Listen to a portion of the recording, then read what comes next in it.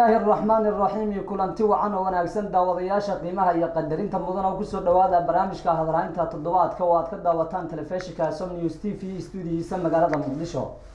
barnaamijkana waxa idin soo saaray halkan idin kala socodsiiya anigoo ah Maxamed Cabdi Cismaan Faradheere. hadda maanta barnaamijka hadalaynta toddobaadka waxa igala qayb galaya Professor Axmed Nuur Xaafid oo kamid ah aqoon-yahaninta Soomaaliyeed horeyna u soo noqday agaasimaha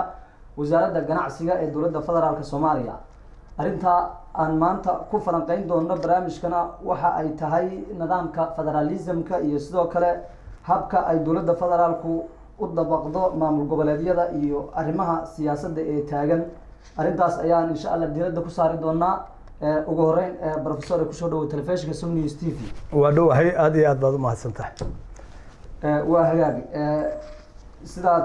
horey aan u sheegay waxaan insha Allah barnaamijkeena diiradda ku saari doonaa arinta federalismka iyo sidoo kale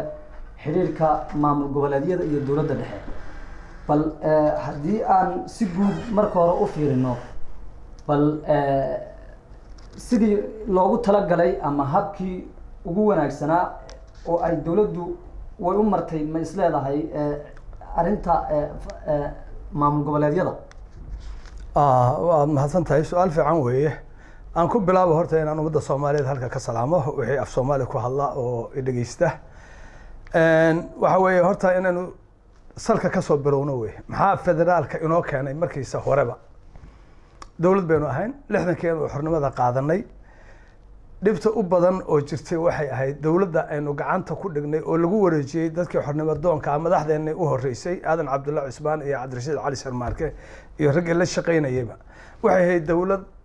ay gumeystihii samaysteen oo qaab western dadka western kala dhaho dowladda galbeedkeeda degan oo Yurubiyaanka ah ay diyaariyeen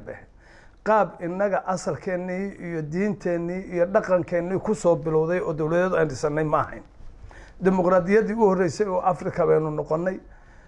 9 sano short lived waxaad khiyar bay qaadatay. ciidankii baa talada la wareegay. Soomaaliya dhan waa ka dhirigsan tahay wixii aynu soo marnay. dalkeenni waa burburay. waxaynu gaarnay meeshii u hooseysay iyadoo qabiil lagu kala tegay. muddo dheer ayaa la isku dayay bal dowlad dhexe in la dhiso oo lagu guuleysan waayo. marka waa dani ibaday horta sideedaba federaalku. laakiin sida hadda dunidu waayadan dambeeto ay u badan tahay federaalka waxba loo arkay inuu yahay systemka ugu fiican oo uu wadan aminkaba horumar ku gaari karo. macnaheeduna waxa weeye maamulkii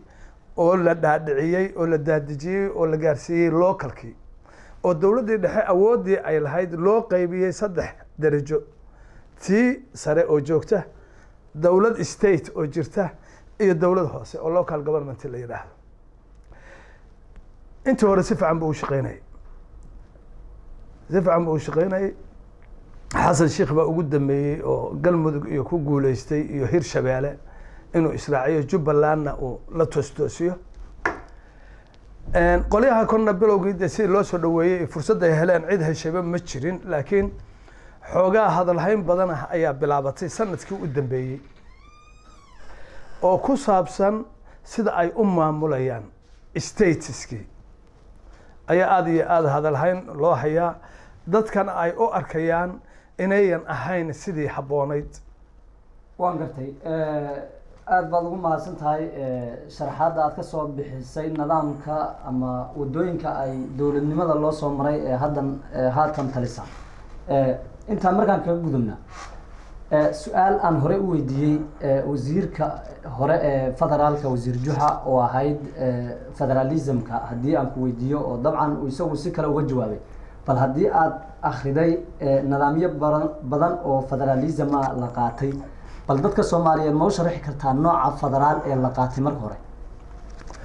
nooca federaal waxaa la qaatay sharciga dastuurka lagu qortay 2 gobol iyo intii ka badanba inay isu tegi karto maamulkooda samaysan karaan loo ictiraafo dowladda dhexe u ictiraafto inay yihiin state ka jira kamid ah dowladdaas Soomaaliya kamid ah oo iskii isu maamulaya ilaa inta uu isteedyada kale la wadaago oo ay kamid yihiin ciidamada lacagta maamulkeeda iyo wixii la mid ah arrimaha dibadda oo kale waxyaalaha inuu la wadaago states kale wixii ka soo haray laakiin isagu uu maamusho waan gartay markaan su-aasha kulahay nooca federaal ee la qaatay waa nuucee dadkani sidaan ognahay waa dad isku diina waa dad isku dhaqana waa dad isku afa waa dad isku jasada ama isku muuqaala markii intaa laga yimaado dadka noocaasi ma qaadan karaan nooca federalism markaynu xaggaa ka egno ma qaadan karaan ayay inta badan dadku leeyihiin halkaa xoogaa wax yar aan kaa dhex galo wixii ku qaybinayaaba waa wixii kale ama diin ha ku qaybiso ama qabiil ha ku qaybiyo ama aragga dadka oo kala duwan ha qaybiye haddaadba qaybsamayso oo aad isu aragto inaad wax kala duwan tahay innaga qabiil weeye ibtiladan kala duwana waa la ogyahay diinteenna waa isku mid wax walba waa isku mid qabiil weeye waxa dhibaatada u weyn oo ina haysta laakiin anugu qabiilka uma haysto waa la qabyaaladeynayaa maaha qabiilka anu waxun uma haysto anu qabiilka waxaan u haystaa soomaali intaasoo milyan oo sano oo adduunyadu soo jirtay waxay ku badbaadeen qabiil buu ah inta jeer dagaalla ay soo galeen oo dibadaha laga soo weeraray oo ay qabiil ku difaacdeen laa cadda la xisaab jiritaankeenna qabiilku qayb libaax buu ka qaatay haddeerna sida ay tahay haddii loo maamulo qabiilku weli kaalin fiican buu geli karaa futuux alxabash baa ugu dambeysay nagas markuu xabashkii boqorkii xabashku uu damcay inuu inta islaamku degan yahay dhulka uu qabsado waxaanu ku difaacnay qabiil ba ahayd waa reer hebelow intaa keena reer hebelow intaa keena reer dalkan in la ilbaxaa waa fiican tahay oo laga gudbo oo qaab dawliya iyo dastuur iyo sharci laakiin ha la gaaro waa inaanu tartiibsanaa waxaa moodaa inaanu tallaabo dheer aan rabno inaan hal mar qaadno hadda waxa weye bottom up waxa la yidhaahdo bay noo socday stateka puntland baa markii horeyse la dhismay somaliland baa dhisantay ruuxadeeda oo inkastoo ay leeyihiin anaga waa go-nay laakiin yeelkeeda wax fiican sameeyey oo dowladnimo sameeyey iyo kala dambeyn iyo nabad kabacdi statiskii ayaa la israaciyey kor baynu usoo soconay waa soconay rajo fiican baynu qabnay hadda marka dowladdeena aynu maanta haysanay nabad iyo nolol hadday statiskii damacdo inay faragelin ku samayso iyadoo u arkaysa malaha systemka federaalku inaanu shaqaynayn oo aynu ogeyn wixii ka dhacay south west oo haddaan aragno waxa galmudug ka dhacayo aada iyo aada runtii u foolxun oo labadaba involved ay ku tahay dowladdii dhexe de cuqdadii dowladnimada laga qabay unbay ummadda kusii siyaadinaysaa ma ogtahay maahana waxba ma soo kordhinaysa laakiin dowladdu waxay ku doodaysaa in ay dalka mas-uul ka tahay maadaama dalka ay mas-uul ka tahayna in ay iyadu ay qeyb ka ahaato isbedelka maamul goboleed ee halkaa ka dhici doona dhowaan wasaaradda arrimaha guduhu waxay soo saartay war-saxaafadeed iyo hanaanka doorasho ee loo marayo dowlad goboleedyada sida jubbaland iyo hadda galmudug ma waxaad diidan tahay nidaamka dowladdu ay wajahayso hadda dowladda teedaa la rabay inay si fiican xoog u saarto teeda federaalka doorashada federaalka oo dhici doonta bay ahayd waqti badan inay ku dhumiyaan kuwa qaarkood oo stateska ka mid ah iyaga hortood bay doorashooyin galayeen ma garatay way u socday borosaasku iyaga isi sixi lahaa localkooda iska lexsa dastuurkooda isku sixi lahaayeen iyaga ruuxadooda rabaa dadka inay dowladnimadii waay aragnimo u helaan maaha in dusha laga dictate gareeyaa ma keenayso guul ma keenayso hadday rabaan inay wax saxaan doorashada federaalka qaabkii loo soo geli lahaa sanad baynu ka haray taasaa la raba inay waqti badan geliyaan intay kuwa kan aada ugu mashquulayaan waa local weye hadday iyagu tooda qurxiyaan kuwa kanna waa qurxismayaan awalna waa soo socdeen si adan hadda mararka qaarkood runta marka laga hadlo dowlad goboleedyada qaarkood iyagaaba ka kala dambeyn fiican iyo administration dowladda dhexe weli xaqiiqiyan marka runta laga hadlo waa run aan kaa dhex galo raalli ahaw waa run inay mas-uul dalka ka yihiin laakiin mas-uuliyadda waxay ku fiicnaan lahayd walaalow wuxuu nin ragii ku dhaamaa ma jirtee inay si tartiib ah qaabka fiican ay uga dhaadhacsiyaan statiska wax loo sixi karo waan gartay dhinacaas waa dhinaca isfahamka oo dowladda dhexe waxay rabtaa iyadu in ay meesha ay keento nin la shaqeeya oo shaqadan dalka loo hayo ay si guud isku wada fahansan yihiin si hanaan doorasho oo sida hadda ay dowladda federaalku ay sheegayso loo gali doono sanada hadda doorashada ina xigta ee federalismka markaynu taa ka hadlayno dowladdu in maamul goboleedyadu dowladda ay la shaqeeyaan soo maahayn halkii ay leeyihiin xidhiirkan u jaray iyo ama ay galayaan heshiisyo caalamiya oo aan dastuurku inta badan una qeexayn federal systemkan hadda aynu inagu qaadanay waxaa soo bilaabay maraykanka 1776kii waxay ka koobnaayeen wax kooban hadda waa koob iyo konton state wey markaas wax yar baa markii u horreysay isu yimid si ay horumar u gaaraan oo states kaleeto ay ugu soo biiraan oo loo aamino dowladda dhexe waxaa ka mid ahaa waxyaalihii u horreeyey oo ay ku heshiiyeen in stateyadu ay leeyihiin veto hadday dowladda dhexe sharci soo saarto oo 6 hadday ahaayeen ka soo qaad 5 ay aqbasho oo midiido middaa waxaa la siiyey awood veto ah waxaas waxay ahayd in quluubta dadku ay soo raacdo oo aan ninna yani la dirqiska dadku qorqabadka waa necab yihiin dadka bani aadamku waa necab yahay aad ba u necab yahay adoo dantiisa wada haddaad dabcdo inaad ku qorqabato xataa qofku wuxuu ku leeyahay naga taganaad sidii bay kusoo bilaabeen ilaa la baryo oo la yidhaahdo anagana hana laku daro anagana hana laku daro markii la arkay in qaabka sharciga ah isticmaalayo dadkii kalsooni la siiyey si kastaba markaan ha usoo taagnaadeen statuska sidaas oo kale in loo wajaho bay danta ummadda soomaaliyeed ku jirtaa oo loo soo tadheereeyo oo walaalow la yidhaahdo oo la wada fadhiisto oo go-aanka dowladda dhexe ay qaadanayso mar walba wax laga siiyo statuska ilaa cugdadii baa jirta cugdadii goormay ba'day civil war xun baa ina ku dhacay civil war xun tribal society-na waa ahayn arrin sahlan iyo arrin hal mar la xallin karo ama la salixi karo maaha marka waa inay dialogue badan teeda kaleeto daniba kuma jirto dadku inay wada shaqeeyaan oo hal waa soo aragnay ninka u sarreeya ilaa askariga u hooseeya iyagoo ay wada shaqeynayaan waa soo aragnay waana wixii burburka keenay bay ahayd marka dadku inay kala ra'yi duwanaadaan oo hayrakigaa jira uu shaqeeyo oo u baahannahay ummadda soomaaliyeed danteeda ku jirta waan gartay hadda madaxweyne xaaf oo hadda ah stateka galmudug wada shaqeynta uu la lahaa dowladda federaalkii aad bay u liidatay dowladdu markaa tallaabooyin badan oo ay ku horumarinaysa ayay qaaday oo si maamulkii iyo dowladda dhexe xiriirkoodii loo wanaajiyo dabcan xaaf aad buu uga cagajiiday arrintaas iyadoo khilaaf uu ka dhex abuurmayba isla maamulkii dhexdiisa oo heshiiskii ahlusunna waljamaaca iyo arrintii hore ay fashilmeen oo laba garab loo kala jabay cadaade iyo dhuusamareeb marka haddii ay dowladda federaalku mas-uuliyaddeeda ay qaadatay oo ay tiri annaga ayaa arrintii galayna wada hadal ha la iskugu yimaado si doorashona loo dhaqaaqo dowladdu miyay ku qaldan tahay baa la odhanayaa wallaahi anigu xaaf creditkaan u hayaa waxay ahayd galmudug oo kala fadhida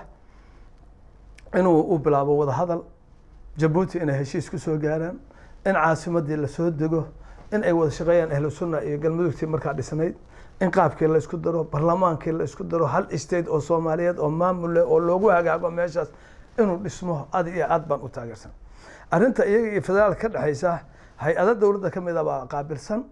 inay kala ogaadaan yaa khaldan yaa degdegay yaa khilaafka abuuray annaga hadda qolana xukumi mayno oo insider ma nahin hoos kuma jirno oo warkii ma hayno laakiin kolleyba mas-uuliyadda weyne dowladda dhexay saaranta iyagaa la rabaa intaa state oo kala dan duwan ya oo kala qabiil duwan ilaa waa qabiil waxaa meesha lagu kala degdegaya kala qabiil duwan dantooda say isugu keeni lahayeen xalkeeda meesha fudud inay ka dayaan maaha waa inay xal ay ka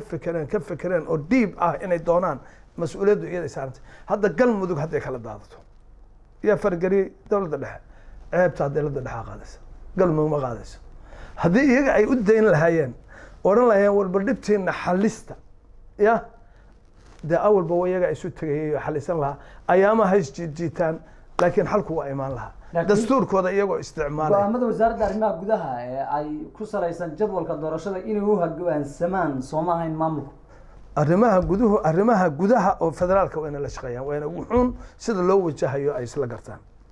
laakiin qayb iyo xukun qaab ah oo waxaas horaan usoo aragnay soomaalida dhib baa ugu jirta dhib wixii laysu keeno waa fiican wax layska kala qaybiyo uma baahnin maanta waan gartay haddii aan hadda oo reeday waxaan maqlaynaa raalli iga ahow waxaanu maqlaynaa in xaaf uu ka guuray caasimadii oo uu dib ugu noqday cadaado oo uu sheeganayo inay tahay caafimad already waxa yimi xuduud baa timi xuduuddii xamar u dhexeyn jirtay maxaa green lineka miyaa la ohan jiray kii oo kaleta hadda waxa weye ay dib ugu noqotay galmudug marka waxaan ka cabsanayaa meesha ay maraysaa quruxda badnayd in muddo heerkii inay kusoo laabato muddo la raadiyo dowladdii dhexena involved ay ku noqoto inago ka xun runtii dowladda dhexe waxaa la rabaa ilaa lawyacado ilaa raasiga Kenya xuduudda ah inay dadka ay marka ay go'aan qaadanayso maskaxdooda waa inuu ka wada jiraa maskaxda farmaajo iyo khayre waa inay ku jirtaa maskaxdooda marka ay go'aan qaadanayaan dadka go'aanka ay u qaadanayaan waa forum low yacdo ilaa raaskan maaha inay hal arrin intay si caadifada u wajahaan ay faraha la galaan maaha waan gartay dowladda federaalku nidaam ay hadda qorsheynaysay ayaa jiray oo ah inay 4.5ka waxaan la dhaho laga baxo oo loo gudbayo cod hal codayntii qof iyo cod taasi ma ka dhici kartaa baa isleedahay hadda Soomaaliya arme waa horeba diyaarsan tahay dowladda Soomaaliya armeba waa horeba isdhiibeen oo taas ay ka kaaftoomeen one man one vote waxa igaaladu yiraahdaan hal qof hal cod oo hadda waxyaalo kale taan maqlaayay oo iska 4.5kii aan waxba dhaamin ayaan maqlay sababtoo ah waxa weeye sida hadda aan ku sheegay haddaan go'aamada la qaadanayo iyo ballanqaadyada la sameynayo xataa ballanqaadyo badan oo aan la sameeyay oo meel lagu ogyahay aysan jirin baa jira ballanqaad marka ay sameynayso dowladda dhexe dalkan waa burburay dhiib wuu si fiican buu u socday laakiin dowladdan waxyaalaha lagu dhaliilaya waxa weeye ballanqaadyo badan oo aan waxba ka soconayn iyo go'aamo dadkii aan lagala tashanayn hadda 4.5 anu aad baan uga naxay runtii si kastaba dhacday meelaha nabadda ah in dadku codka dareeraan oo ay ku shubaan bixay kuwa ka hara maanta oo la gaari waayaa berri toole bay higsan lahay waan gartay dowladdu markaa magaabis bay ka samaysay baad leedahay oo arrinta already adigana waa raadin saasaan aaminsanahay at least meelaha nabadda hadday statiska ay nabad la samayso hadda Jubbaland inta badan waa nabad South West infacan baa nabada Jubbaland Puntland completely waa nabad oo koona walba ilaa koona walba uu ka dhici kartaa doorashadu magartay Galmudug Hirshabeelle Banaadir oo iyaga hoos timaada waa nabad weyn aadi karnaa doorashada meeshan doonayno maraa waadi karnaa bajaaj baan qabsanayna haddii gawaridii xataa lagu socon waayo waa ku soo ridi lahayn codka in la isku dayo bay ahayd iyaduna dunadu ay dusha ka eegayso iyo xataa kuwan statesku waa in awood ku yeeshaan doorashada markay dhacayso meel walba in qof u jooga oo ay monitor gareeyaan oo ogaadaan counterbalance waa inay labadu is ilaaliyaan midba midka kaleeto waa inuu ilaaliyaa waa in wixii miiskaas cad ay saaran tahay oo dadku ay u wada jeedaan waan gartay gaabiska maxaa keenay baad isleedahay markaa oo ay khilaafaadkaana keenay unnecessary khilaafaad aan muhiim ahayn states ismaamulayay hadda khilaafkii ka dhacay Hirshabeelle waqti badan buu dowladda ka dhumanaya xaqiiqiyan ka dhumanaya sababtoo dood baa bilaabanaysa muran baa bilaabanaysa gacan ka hadal baa la gaaray isbedel noocaas la sameeyay waqti badan inuu maskaxdii madaxda oo ay qaadanayso arrintaas Galmudug sidoo kale Jubbaland hadda loo fidfidanayaa baa la yiri oo iyadana la rabaa in saasoo kale fargelin loogu sameeyo hadda waxa 4 sano awal wax kooban bay ahayd oo iska yar 4 sano hadii khilaafaad la geliyo goormaynu marka talaaba aynu qaadana teeda kale aan kugu noqdo hal meel haddii hadda ay cabanayaan stateski hadda Jubbaland oo kale iyo Galmudug iyo Puntland xataa xogaa waa la ruuxadeeda markay doorashadu ka dhacaysa anu Puntland baan joogay monitoring ahaan anu halkaan aan deganahay waxaan u tagay bal doorashooyinkooda iyo qaabka ay u qabto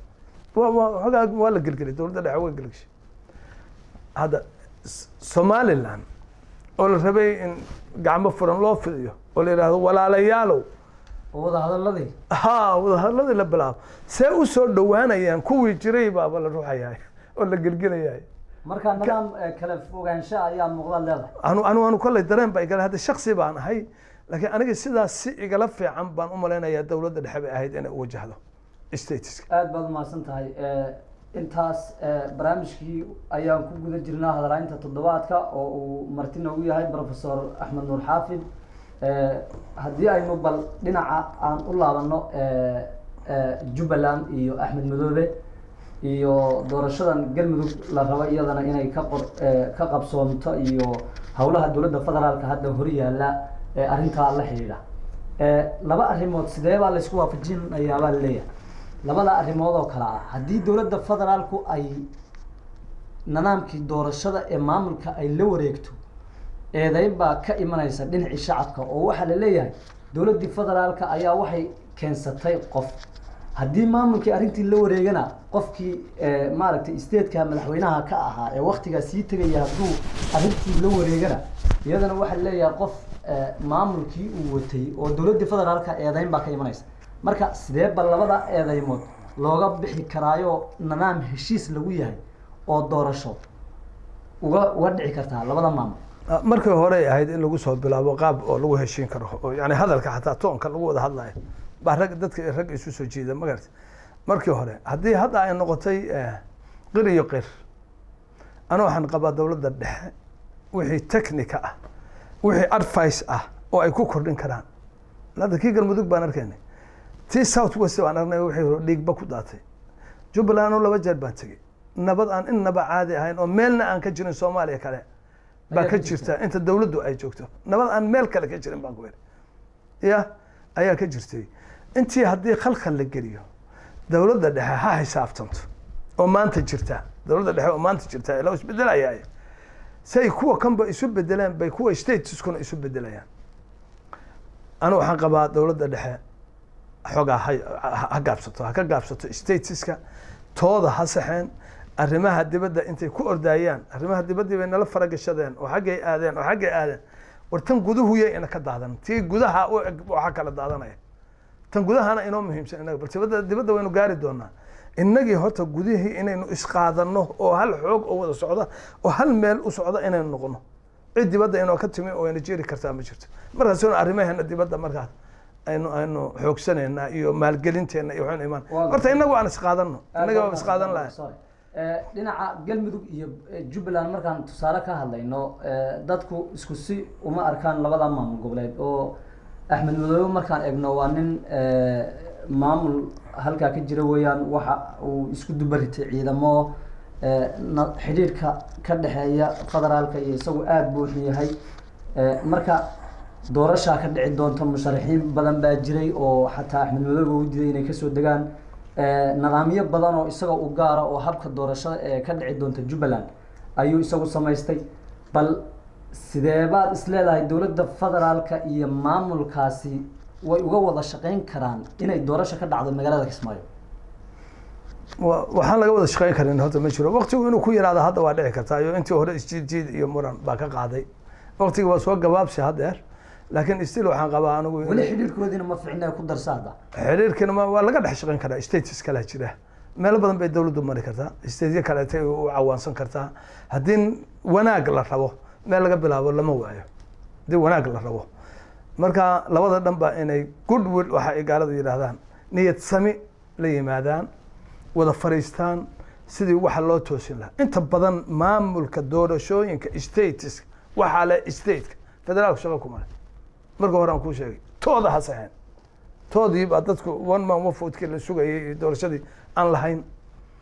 tooda xooga ha saareen tan statesku iyadaa leh puntland iyadaa leh jubbaland iyadaa leh south west iyadaa leh galmudugna iyadaa lahayd haddana waxaan qabaa galmudug ruuxadeeda mar haddii xaaf uu ogolaaday doorashadii inay dhacdo madaxweynihii calanku u saaraana isaga yahay in isaga termiskiisa isaga in lala toosiyo laakiin doorashada isagu uu qabto aan la doc faruurin oo meel kale mid laga furin sababtoo isaga madaxweynaha baawarkii isagu saaran yahay stateku doorashadiina waa aqbalay inay xilligeeda ku dhacdo ama bil ama laba dib u dhacdo wax weyn maaha maslaxa markii la rabo maslaxa dalkan wax lagu wadi karaa maanta ma xataa sharciga mararka qaarkood in laga qabsado way sababtoo inaan ku sii kala tagnaaba dhici karta oo maslaxada xoog la waan gartay nidaamka hadda galmudug ay dawladdu u wajahday hadday u wajahdo iyadoona wada hadal hore oo hordhic una jirin jubbaland hadday u wajahdo maxaa dhici karaa isleeyahay axmed madoobana dhowr jeer idaacadaha ka sheegay waxa galmudug ka dhacay baa dhici karaa in kala qaybsan yimaado in khilaaf yimaado in meeshii nabadda ahayd lagu ciyaaro baa dhacaysa wax kale ma dhacayaan waxa axmed madoobe aan ognahay inuu aada u diyaarsado ciidamo aada u tiro badan oo tababaro badanna uu siiyey dabcanna dowladda federaalkana ay hadda xiriirka ka dhexeeya uu aada u xun yahay sidee baad isleedahay way dowladdu way ugu wajihi kartaa oo in ay wafuud ka socota dowladdu ay tagta Kismaayo oo doorashooyinka waan ka qabanaynaa sidee bay arrintaasi suuragal u noqon kartaa axmed madoobe markaad fiiriso ogolaansho arrintaaya ma yeeli karaa baad isleedahay wala hadda tuulay yani waa daaha weeye waqti badan baa dahay anigu waxaan oran lahaa dawladda dhexe ha ka gobaadsato waxay meeshiisa axmed madoobe isaga intiisaa sameeyey nabadda yar dowladnimadiisa isbedel waa imaan doonaa waa laga yaabaa codka in laga helo waa laga yaabaa xildhibaanada lasoo doortay say u fikiraan bay ku xiran tahay maalintaa la fadhiyo yaa isla haadani baa soo baxay intee rag tartamayay puntland inteeroo qof oo kaleetaa la waday uu ka mid yahay isagu hebel baa soo baxay hebel baa soo baxay hebel baa soo baxay maalinkaa ay fadhiistaan oo codka bixinayaan sida ay u fikiraan oo is yidhaahdaan dan baa idinku jirta iyaga naftooda xataa ila ruuxadooda ololay soo galeen doorashay soo galeen nin aan waxaan wadi karin oo 5 sano dhammayn karin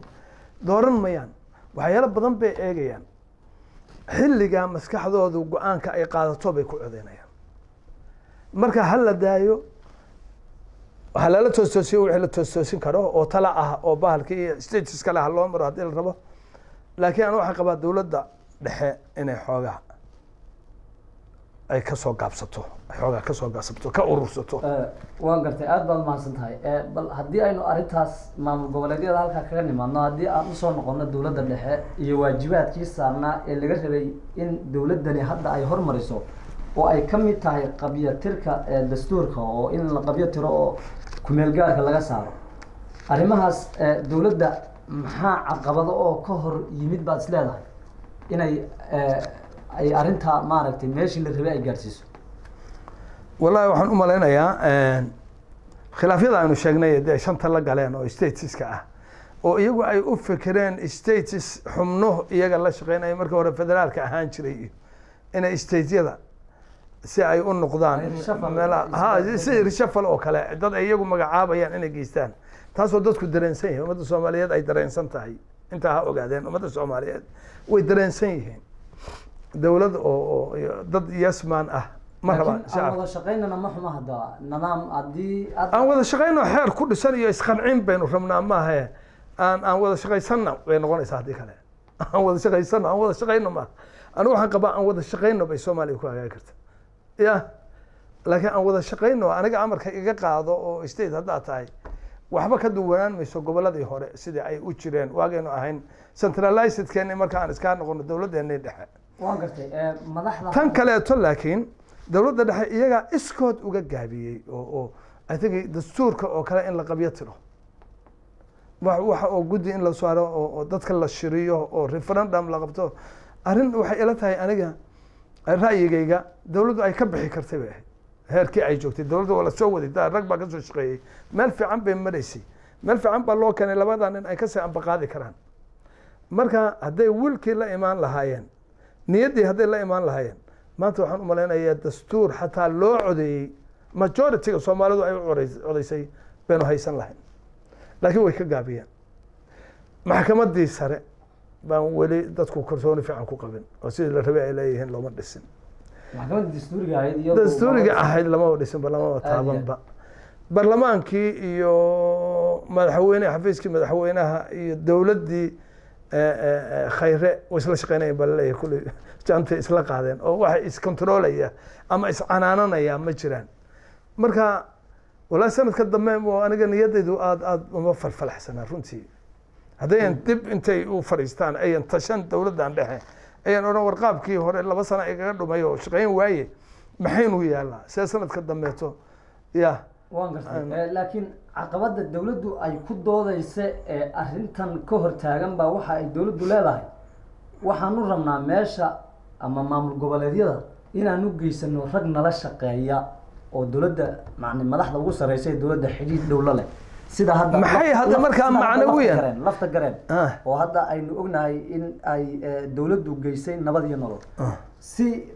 cabdicasiis lafta gareen oo meeran in laga dhigo maamul goboleedyadii haddii arrintaasi ay timaaday leedahay dowladdii dhexe waxa maaragtay imanaysa in tallaabooyin waaweyn horey loo qaado oo maaragtay maxaa ka mid ah waxaa kamid ah dee in dalka xataa doorasho cod iyo qof ay ka dhici lahayd laakiin arrintaa waxaa naga hor istaagay markii maamul goboleedyadii nimankii madaxda ka ah aaban anagu saameyn amniga xamarna ma iyaga ay hortaagay baliikaadi waxa kaloo imaan doona amniga xamar state kee hortaagan amniga xamar waa iyagu dowladdu waxay ku doodaysaa in meel fiican marayo oo ay socoto inta badan sidii anigu waxaan qabaa meel fiican waa marayaa oo sidii hore waynu dhaannaa laakiin amniga hadda sugidiisu waa derbiye la xirtay maahane oo waddankii la kale anu haddaan gaari qaato carruurteyda dacmadda salaam inaan geeyo soo noqod kama soo noqon karo dhagxaan baa taalaha meeshii oo magaaladii waa la kala xirxiray ma waa qof labadeenu hadda haddaynu isku xanaaqno aynu dagaalano oon nabar halkaa kaaga dhufto oo gurigayga soo xirto yani kaamana adkaan ma garatay amnina kulama samayn oo nabad kulama samayn albaabkan soo xirtay mar alla markaa albaabka furto soo dagaalkii inooma yaalo tabtii oo kale wey dhagxaan baa la dhigay laakiin problemkii buu jiraa sidiisii buu u jiraa dhagxaanta la qaado berri aan aragnay bal amnigu inuu sugan yahay in kale sugnaantu nooca aniga ima aha uma macnayn karo sugnaantu waxa weeye waddankiiyo isu furan iyadoo aan dhagxaani jirin qofkii uu soconayo shaqadii ganacsigu ay socoto dawladdii shaqadii ay gaarsiin karto see dawladdii u gaarsiinaysa shaqada meelaha baxsan intaan keliya may ka shaqaynaysaa ila ma aaminsanay anigu amnigu inuu sugan yahay amniga albaab baa laga xirtay maaha ma sugnaa marka dawladdu horta inta haddeer aan laguba haysan bal maalgelinta iyo arrimaha dibadda iyo madaxdaasoo iska dhoofaysa maaha anigu wax kaloo lagaga cawdo garan mayo gobolladooda inay amniga sugaan wey waana sugan yahay puntland waa sugan tahay jubbaland waa sugan yahay in badan oo ka mid ihi galmudug waa sugnayd almost iyagaa waajibkaasu saaran yahay iyagii baa ka amni badan meelaha ay joogaan runta haddii laga hadlo iyagii baa ka amni badan meelaha ay joogaan inkastoo la oran karo meeshaan de targetka laga soo dhigtay oo culayska oo amni darrada oo dhan baa lasoo saaraya oo gobollada waxba nina ku mashquuli maayo inkastoo la oran karo anigu waxaan oran lahaa gobolka banaadir hadduu isu muuqdo oo amni buuxa laga sameeyo oo dadku ay raalli ka yihiin amniga dadkaa keena dadka waa inay dawladdii raalli ka yihiin oo ay la shaqaynayaan waxaa ha ka shaqeeyaan dadka ha dhex galeen isteedyadii jiray haddii la farageliyo ay iyagana sii burburaan soo amni darro soo kordhay soo bah goorma wax fiican oo kale la gaaraya lama gaaraya dadkuna sahal isuma dhiibaan ogow haddii hirshabeelle muxuu ah kuwan south west haddii ay ku guulaysteen oo weliba dhiig ku daatay iyada ruuxadeeda kuwa kaleto inay ka adag tahay waa laga yaaba xaaladdu saas waan gartay bal iyada arrintan somaliland aada mar ka dhawaajisay sidee iyada wadahadal loogu furi karaa maadaama oo dalkii hadda sida dastuurkeena ku qoranna ay iyadu kamid tahay dalka soomaaliya balse iyadu ay ku doodaysa inay tahay dal ka madax banaan soomaaliya ilaa haddana ma muuqato dawladdani tallaabooyin xagga ay u qaaday markii laga reebo dawladdii xasan sheekh oo iyadu wadahadallo heerarkoodu fiicnaa ay gashay marka bal ma isleedahay waktigan hadda dhiman baa somaliland wadahadal lala yeelan karaa umalaynmaya sanadka u dambeeyey iyo warxadooda waa xisaabtamaya dawlad sanadka u dambeysay sii gelaysa umalayn maayo inay hadda suuroobayso laakiin kareer fiican bay u noqon lahayd wax weyn oo laga xusuusto dawladdan bay noqon lahayd hadday soo dhaweyn lahaayeen wadahadalada somaliland iyo federaalka hadday soo dhaweyn lahayd laakiin signal xun waxaaba ahba haddeer dawladdii dhexe iyo stateskii jiray oo amniga ahay oo nabadda ahaa waxaa ka kala dhex taagan arrinta galmudug baaba signal ugu filan soo maa dadku ila waa soo jeedaa nin walba caqligiisoo qaba waxaa dhacaya qof aan arkayna ma jiro seebay marka baddaa usoo dhexgeli karaan waa soo dhexgeli karaan ya wax fiican bayna qabteen runtii oo ay tahay in kareer lagu siiyo somaliland oo lagu soo dhaweeyo xubin aan laga maarmin inay yihiin anigu aaminsanahay anigu ra'yigayga maalinta ay soo kordho soomaalinimadii iyo dawlad soomaaliyeed way soo dhawaatay wey macnaheed aada baad mahadsan tahay arrintan federaalka haddaynu usoo laabano dadka qaarkii waxay aada u dhaliilaan hanaanka federaalka tusaale markaynu eegno wada shaqeynta golaha fulinta iyo golaha sharci dejinta oo la rabay inay isla xisaabtamaan isla xisaabtankii waxa la leeyahay meesha waa ka maqan yahay arrinta iyada maxaad ka leedahay professore hadda marka hore baa carabownay uu maqan yahay oo isla shaqeynayaan saddexdan jaantay isla heleen jaanta markay isla heleen waaba ficnaan lahayd arrintii aan kuu sheegay oo banaadir gobolkan banaadir intaan muuqata haddii oo ay nabad aynu heli lahayn barwaaqadii iyo beerihii iyo adduunkii oo dhan baaba intaan ka dhow ma garatay wax fiican oo kuwa kaleetona ay nayaayiro ah oo ay dawladda dhexe ay aleylahe ay ku siiyaan fursad ya ay yidhahdaan alle dawladda way shaqeynaysaa gacan siiya baa imaan lahayd waa gartay isla xisaabtanka markaan ka hadlayno isla xisaabtankaas muhim wey isla xisaabtanku level walba waa muhim laakiin ma muuqdo ma muuqdo waxaan xasuus de gaabis ba usaaba waxa kale waan garanayno male cid hadda hortaagan maxaa yani waxa sabab u ah waxyaalaha qabsoon waaya inay qabsoomaan inaan la isla xisaabtamo in la iscanaanan way inaan la iscanaanan oo aan la isla shaqayn wey hadda ka hor mar baa waxaa la yidhi wax laga qabanayaa agaasimayaasha guud prime ministerka weliba hadal fiican oo uu si fiican u dhigay oo dadku ay aada ula qaateen waa bilowga markay ahaayeen oo yidhi dhismo markaad dhisanaysid nina walaalkii uma yeertay wuxuu yeertaa macalin dhismaha yaqaan haddii kale gurigiisa beri ka dumaya agaasimayaasha guud macalimiintii wasaaradaha dhisi lahaa wey agaasimayaal guud baanu dhisaynaa oo taya leh oo imtixaan sidaa loogu jeedo ya miiskaas yaala lagu kala baxayo awe waan gartay iyadoo guddi loo saaray baa inoogu wardamay guddi iyadoo loo saaray inoogu wardamay xagee ku dambeysay waan gartay marka nidaamkan hadda tusaale waxa hadda soo kordhay oo dowladdan hadda farmaajo kusoo kordhay in aqalka sare hadda uu shaqeeyo isaguna aqalka sare iyo aqalka hoose marar iyadana khilaaf baa ka dhex jiri jiray iyadoo marmar wada shaqayntoodu uu aada u gaabis ahaa taasoo keentay in nidaam ama sharciyada baarlamaanka aqalka hoose la mariyo aan iyaga la marin oo taasi khilaafka ay keentay marka bal sideebaa wada shaqayn toosa loo samayn karaa baad is leedahay wallahi kelmadda wada shaqaynta oo dhowr jeer aada ku soo celcelisay waxay ina dib inoogu ku celinaysaa innaga iyo dhaqankeena iyo meeshan ka nimid iyo inaanu dib ugu noqono soomaalidu waa dad shaksi ah individualist weeye nomadic baynu ahayn nin walba xoolihiisa iyo wixiisa isagaa watay arigiisa isagaa lahaa xeradiisa isagaa leh gurigiisa isagaa leh weligii qof kuma darsan laba walaalo oo isag degan baad arkaysaa iyo xoogaa mid walba xoolaa uu haysto xataa weligood isuguma imaan war xoolaa inta isku daro aynu cid uga tagno qeyb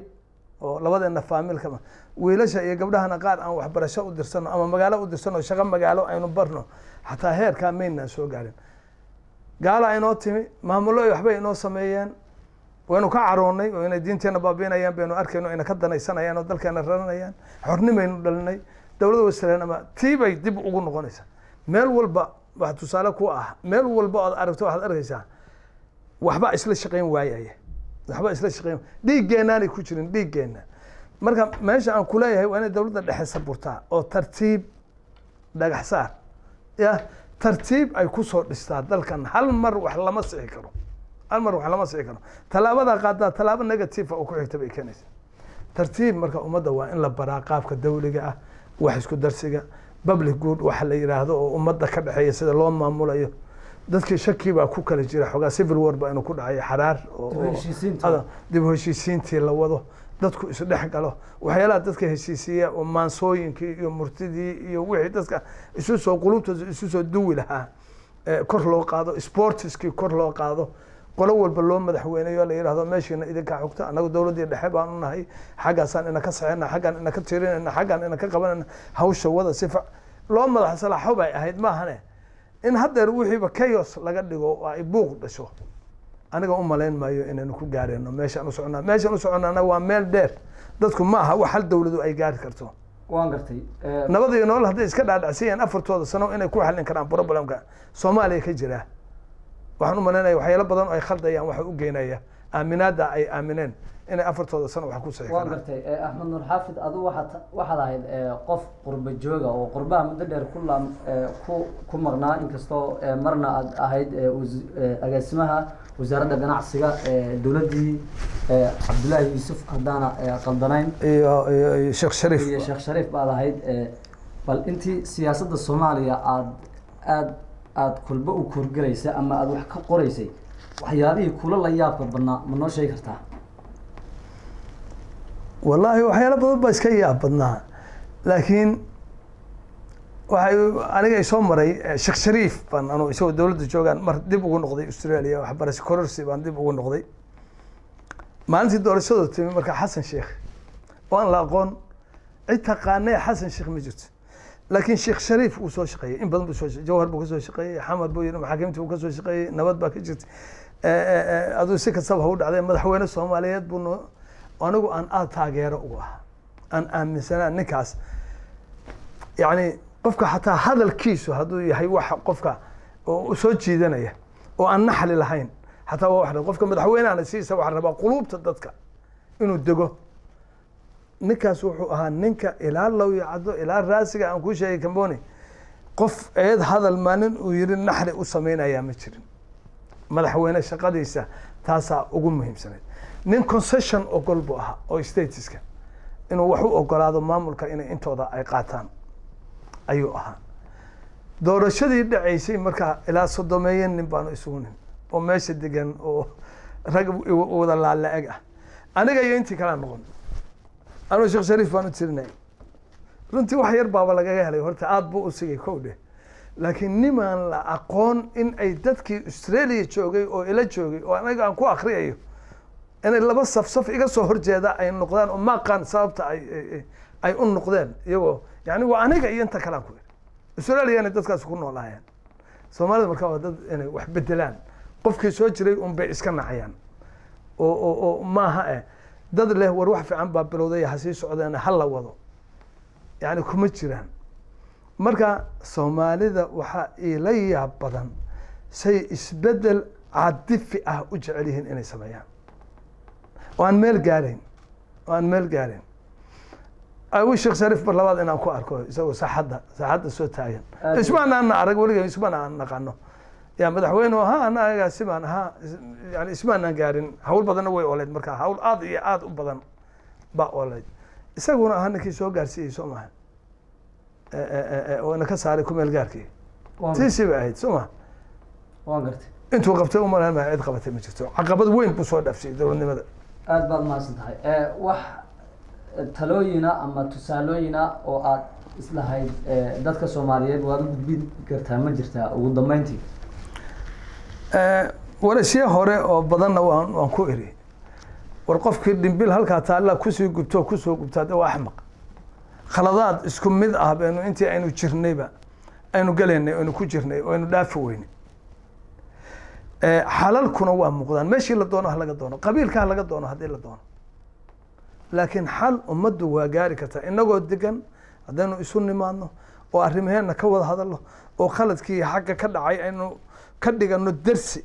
aynu kaga waantoono inaynu mar labaad sameeyno waynu guuleysanaynaa laakiin khaladkii hadaynu mar walba dhimbishii kusoo gubanno halkaas aynu joogeynaa marka waxaan lahaa aynu iska mayrno caqligeena ka mayro waxayna soo maray oo xanuun ahaa